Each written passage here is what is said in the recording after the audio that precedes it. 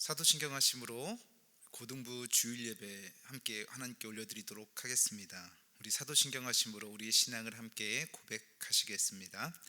나는 전능하신 아버지 하나님 천지의 창조주를 믿습니다. 나는 그의 유일하신 아들 우리 주 예수 그리스도를 믿습니다. 그는 성령으로 잉태되어 동정녀 마리아에게서 나시고 본디오 빌라도에게 고난을 받아 십자가에 못 박혀 죽으시고 장사된 지 사흘 만에 죽은 자 가운데서 다시 살아나셨으며 하늘에 오르시어 전능하신 아버지 하나님 우편에 앉아 계시다가 거기로부터 살아있는 자와 죽은 자를 심판하러 오십니다. 나는 성령을 믿으며 거룩한 공교회와 성도의 교제와 죄를 용서받는 것과 몸의 부활과 영생을 믿습니다. 아멘. 아멘. 오늘 하나님께서 우리에게 주시는 말씀은 마태복음 2장 1절에서 12절 말씀입니다. 목사님이 봉독해 올리도록 하겠습니다. 헤롯 왕 때에 예수께서 유대 베들레헴에서 나심에 동방으로부터 박사들이 예루살렘에 이르러 말하되 유대인의 왕으로 나신 이가 어디 계시냐? 우리가 동방에서 그의 별을 보고 그에게 경배하러 왔노라 하니 헤롯 왕과 온 예루살렘이 듣고 소동한지라. 왕이 모든 대제사장과 백성의 서기관들을 모아 그리스도가 어디서 나겠느냐 물으니 이르되 유대 베들레헴이오니 이는 선지자로 이렇게 기록된 바 또 유대 땅 베들레헴아 너는 유대 고을 중에서 가장 작지 아니하도다. 내게서 한 다스리는 자가 나와서 내 백성 이스라엘의 목자가 되리라 하였음이니이다. 이에 헤롯이 가만히 박사들을 불러 별이 나타난 때를 자세히 묻고 베들레헴으로 보내매 이르되 가서 아기에 대하여 자세히 알아보고 찾거든 내게 고하여 나도 가서 그에게 경배하게 하라.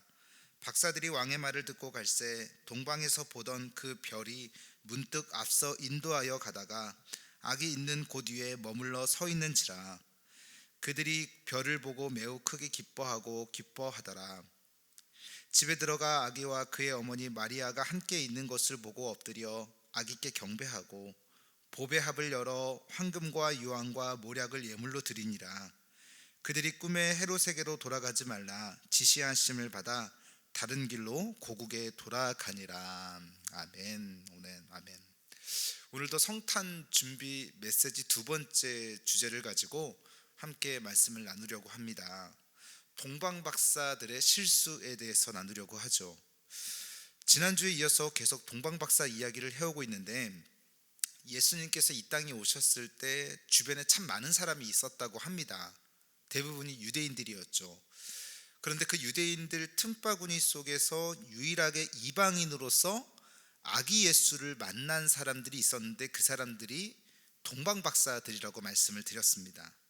그리고 이 동방 박사들이 어떤 은혜와 복을 누렸냐면 하나님의 아들 예수 그리스도 그리고 메시아 되는 예수님을 직접 보게 되었을 뿐만 아니라 자신들이 가지고 있었던 영적인 갈망, 소망, 갈급함, 사모함들이 이 예수님을 만나서 해결되었을 뿐만 아니라 그때 이후로 하나님의 자녀로서 인정받아서 구원의 은혜를 누리고 살아간다라는 거죠. 어떻게 이런 것들이 이 동방 박사들이 가능할 수 있었는가? 그것은 바로 영적인 사모함이 있었기에 그것이 가능했다고 말씀을 드렸습니다. 성경에서는 대부분의 사람들에게 하나님이 어떻게 찾아가시냐면 나를 만나고 싶어하는 사람들을 하나님이 찾아가신다는 거예요. 내 영적인 문제를 해결받고 싶어하는 사람들에게 하나님이 찾아가시는데 마찬가지로 이 동방 박사들의 자신의 구원의 문제를 놓고 죄의 문제를 어떻게 해결해야 되는 것이지, 나는 죄를 지었는데 그 다음에 나는 어떻게 되는 것인가에 대한 이 궁금증, 영적인 이 갈등들에 대해서 해결을 못하고 있었던 겁니다. 그런데 이런 해결할 수 없었던, 도무지 방법이 없었던 문제들을 예수님을 만나고 나서 이 문제가 해결돼 버린 거예요. 자, 그러면 어떻게 이런 문제들을 가지고 오게 되었느냐? 이들이 하나님 앞에 영적인 갈망들이 있다 보니까 하나님께서 그 갈망하는 것을 보고 마음이 감동되신 거예요. 그리고 동방박사들에게 큰 별 하나를 눈에 띄게 하시는데, 다른 사람들 같았으면 이 별을 보고 아니 뭐 그냥 큰 별이 하나 떠 있네라고 생각할 수 있었는데, 동방박사들은 무언가 어떤 암시하는 것이 있을 것이다라고 특별하게 생각하고 일어나서 그 별을 따라가더라고 했던 겁니다. 그런 적극적인 마음을 가지고 있어야 된다고 지난주에 목사님의 말씀을 드렸죠. 우리가 은혜 받을 자리, 은혜 받을 장소, 은혜 받을 수 있는 사람들을 찾아가야 된다고 말씀을 드렸습니다. 인도에서부터 유대 땅까지의 거리가 약 4,500km 정도입니다. 그러니까 우리가 그냥 별을 보고 따라갔겠지라고 생각할 수 있는 정도가 아니라 하루 이틀도 아니고 한 달, 아니 두 달, 세 달, 몇 달이 걸쳐서 이 동방박사들이 그 별을 따라간 거예요. 그렇다고 해서 이 별의 목적지가 어딘지도 모릅니다. 우리가 어떤 길을 갈 때요, 우리가 서울을 가는데 광화문을 가는 거예요. 그럼 목적지가 어딘지 알아요. 그럼 대충 한 1시간 반 정도 걸리겠네, 2시간 걸리겠네, 이렇게 생각할 수 있는데 이들은 그런 게 아니에요. 목적지가 어딘지도 모르고 어디서 멈추는지도 모르고 그냥 끝까지 가는 겁니다. 그런데 이들은 저 별을 따라가면 무언가 영적인 문제를 해결받을 수 있을 거야 라고 하는 확신을 가지고 선물까지 준비해서 가더라는 것 아닙니까?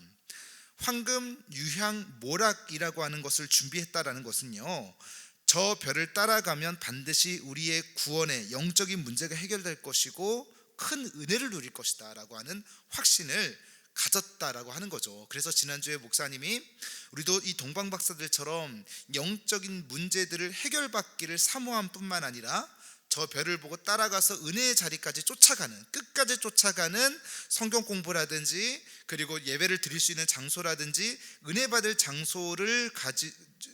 받을 장소를 적극적인 마음을 가지고 따라갈 뿐만 아니라 확실한 믿음을 가지고 선물을 준비할 정도로 확실한 믿음을 가지고 가야 된다라고 권면을 드린 겁니다. 그래서 우리가 이번 성탄절을 그렇게 준비하자고 말씀을 드렸죠. 오늘은 이 동방박사들 이야기 가운데 참 잘한 점들도 다 많이 있지만 한 가지 좀 이 아쉬운 점에 대해서 여러분들과 함께 나눠보려고 합니다. 이 동방박사들의 실수를 보면서 우리가 교훈 삼자라고 하는 거죠. 이 동방박사들이요, 실제로 큰 별을 보고 인도에서부터 유대 땅까지 4,500km가 되는 거리인데 따라간 거 아주 잘한 겁니다. 몇 달이 지나고 따라간 거예요. 그래서 도착한 곳이 어디냐면요, 유대 땅까지 간 겁니다. 사실 이 동방박사들은요, 이 큰 별을 보기 전서부터 이 영적인 갈망이 있었다고 말씀드리지 않았습니까? 이 열적인 갈망의 문제들을 해결하기 위해서 오래전서부터 연구를 했던 사람들이에요. 박사잖아요. 그러니까 영적인 문제를 해결하려고 우리가 구원을 어떻게 받을 수 있을까, 이 죄 문제를 어떻게 처리할 수 있을까, 오랫동안 이 문제를 해결하려고 여러 서적들을 뒤지면서, 전 세계에 있는 서적들을 구해서 뒤지면서 찾는데, 그 중에 하나가 유대에서 메시아가 나타날 것이다 라고 하는 구약 성경을 읽은 겁니다, 이들이.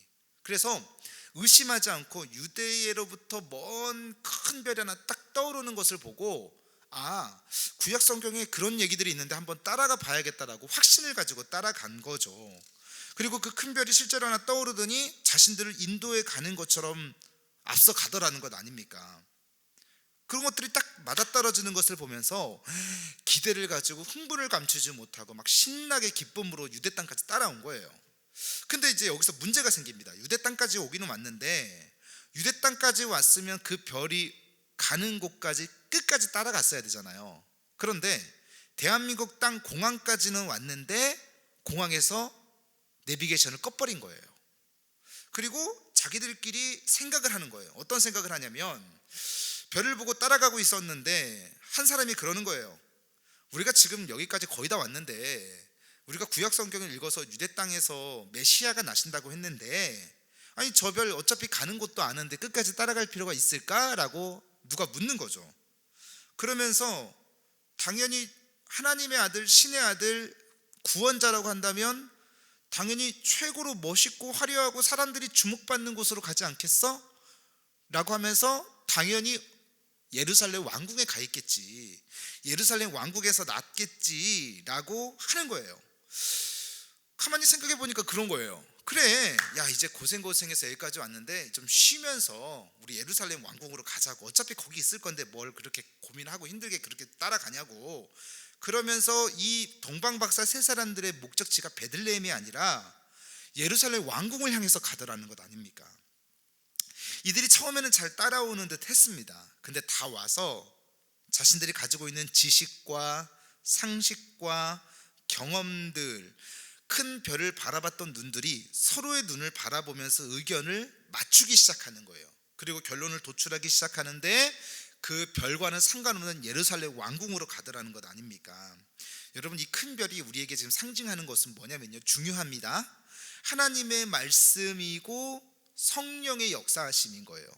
다시요, 이 큰 별이 상징하는 것은요, 하나님의 말씀이고 성령의 역사하심이라는 것을 우리가 기억하고 그 별만 보고 끝까지 따라가야 되는 거예요. 참 목사님이 염려하는 게 있어요. 지금 코로나19로 인해서 우리가 예배가 드려지고 있기는 하지만 그 예배의 말씀을 받아들이는 우리들이요, 그 말씀을 지금 온전히 받지 못하고 100%를 기준으로 한다고 한다면 30%, 20%? 시간이 가면 갈수록 그것들이 점점 떨어지고 있지 않습니까? 지난주에 목사님이 그 별을 보고 일어나서 따라갔던 것처럼 적극적인 마음을 가지라고 말씀을 드렸고, 그리고 우리가 해야 되는 게 오늘 뭐냐면 그 별을 봤더라면 이 정도면 됐지 뭐. 신앙생활 처음 하는 사람들은 대부분 이렇게 얘기해요. 열심히 있어요. 하나님의 말씀을 더 알고 싶고 나는 지금껏 기도를 못했으니까 다른 사람보다 더 기도의 분량을 채워야지라고 하면서 열심히 기도하다가 시간이 어느 정도 지나고 나서 보면은 내가 여태까지 기도했는데 뭐 기도해. 내가 여태까지 성경 많이 봤는데 뭘 또 많이 봐. 그냥 예배만 드리면 되는 거지. 이런 식으로 신앙이 식어져 버린다라는 거예요. 지금 우리가 지금 그러기 딱 좋아요. 코로나19로 인해서 예배가 온라인으로 인해서 이 영상을 목사님이 준비해서 찍고 있지만 몇이나 볼지는 잘 모르겠습니다.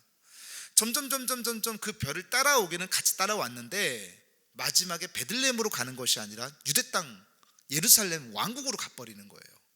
그걸 지금 얘기하고 있는 거예요.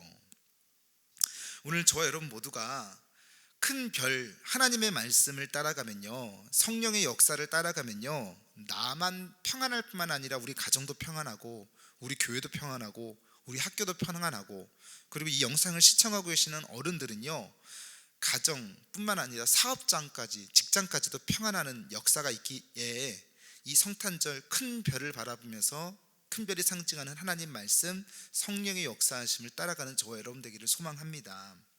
다윗이요, 왕이 된 후에 하나님 앞에 참 죄송한 게 있었다고 합니다. 자신이 왕이 돼서 왕궁이 있지 않습니까? 그런데 하나님의 언약궤는요, 기랏 여야림이라고 하는 산속에 있는 거예요. 먼지를 뒤집어 쓰고. 다윗이 그것을 막 생각하면서 이게 참 죄송한 거예요, 하나님 앞에. 그래서 부하들하고 대신들을 모아놓고 이런 얘기를 해요. 나는 지금 왕궁에 있어 평안하게 이렇게 보내고 있는데 하나님의 언약궤는 지금 기랏 여야림에서 먼지를 뒤집어 쓰고 있다고. 난 그게 너무 죄송하다고. 이거 왕궁으로 옮기면 안 될까요? 라고 대신들한테 물어봐요. 그랬더니 대신들이 당연히 하나님의 언약궤가 그렇게 있다고 한다면 당연히 모시고 와야죠 라고 하면서 찬성을 한 겁니다. 그리고 제사장들을 불렀겠죠. 제사장들을 불러놓고 이 하나님의 언약궤를 예루살렘 왕궁으로 모셔드릴 수 있는 대책을 강구해라 그랬더니 이 제사장들이 하나님 말씀대로 제사장 넷이 어깨에 메고 오면 됩니다 라고 얘기를 한 거예요.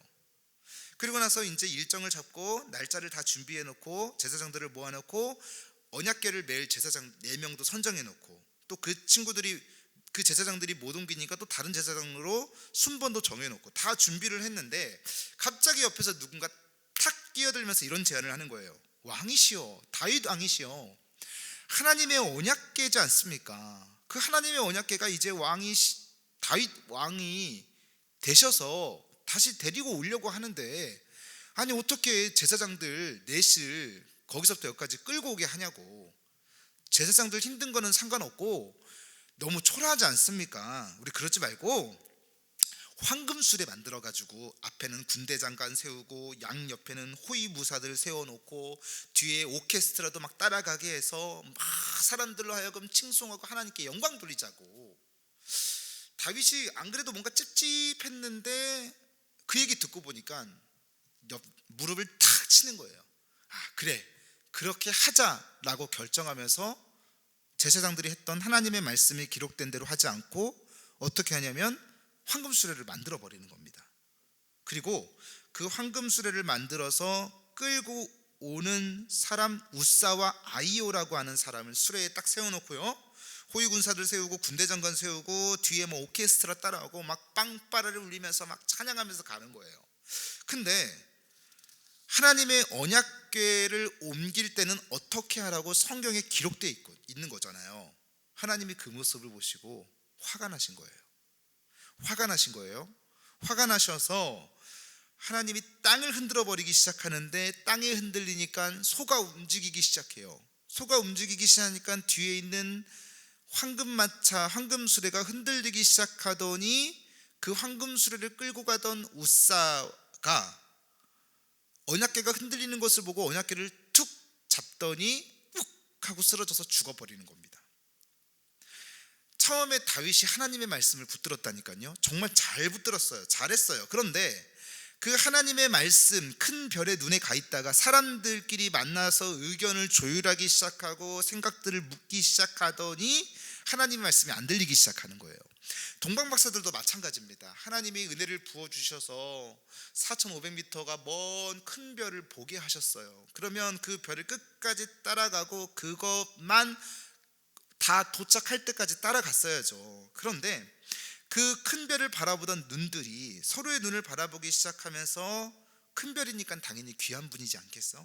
성경에 보니까 메시아래잖아, 구원자래. 그럼 당연히 왕궁에서 나겠지. 그럼 여기에 왕궁 말고 더 좋은 곳이 어디 있어? 그러니 너무 힘 빼지 말고 우리 왕궁으로 곧장 가자고. 이게 동방박사들의 실수라고 얘기하는 겁니다. 성경에 보면 목사님이 참 닮고 싶고 또 여러분들도 그렇게 닮기를 원하는 한 인물이 있는데 바로 욥이라고 하는 인물입니다. 하나님 진짜 잘생겼어요.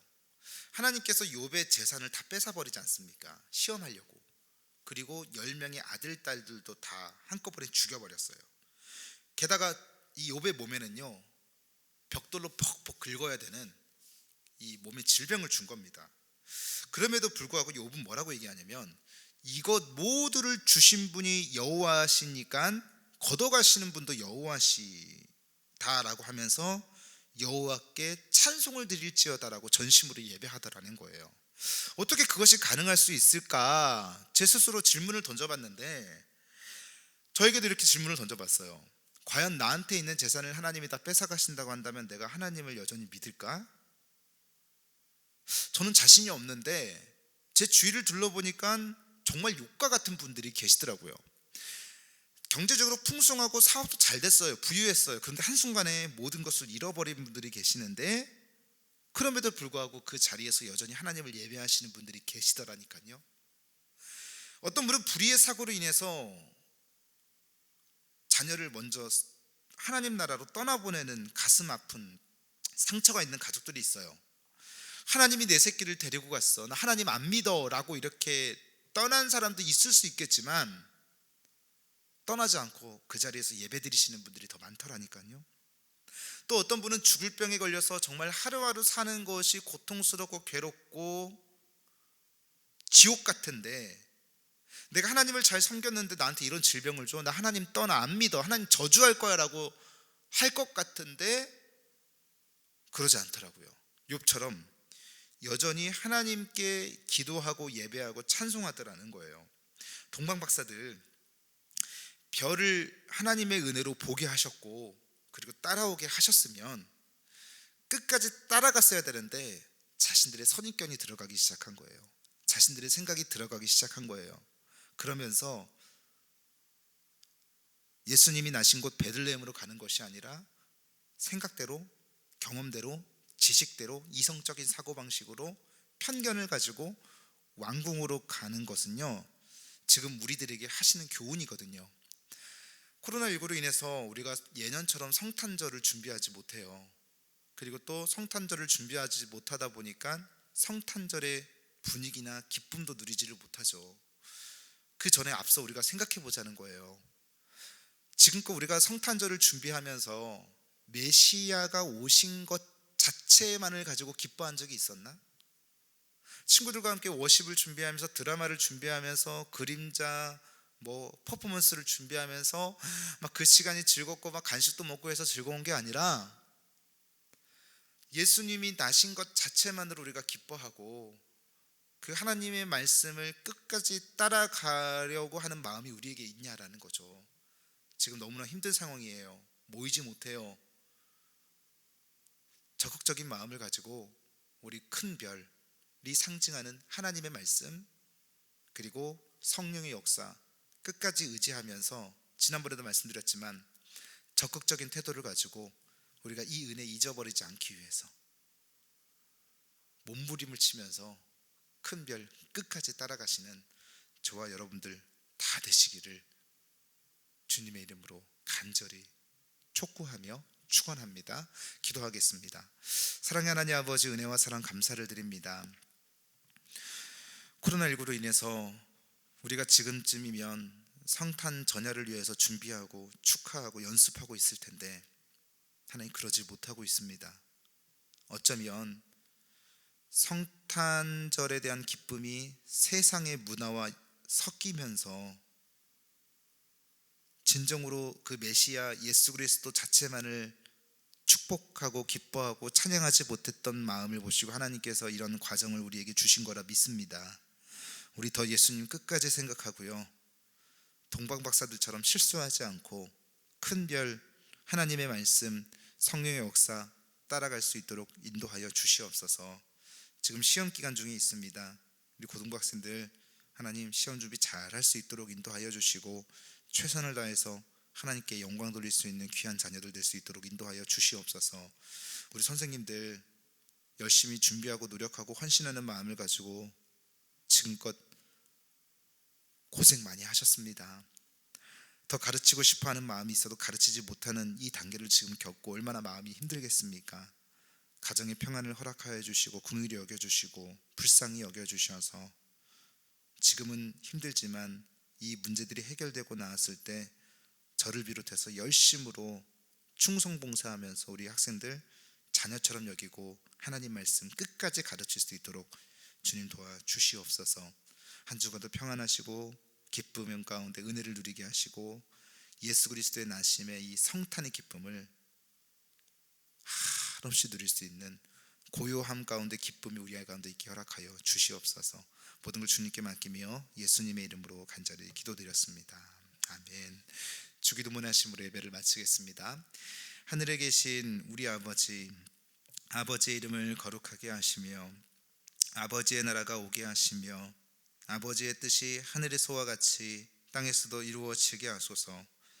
오늘 우리에게 일용할 양식을 주시고 우리가 우리에게 잘못한 사람을 용서하여 준 것 같이 우리 죄를 용서하여 주시고 우리를 시험에 빠지지 않게 하시고 악에서 구하소서.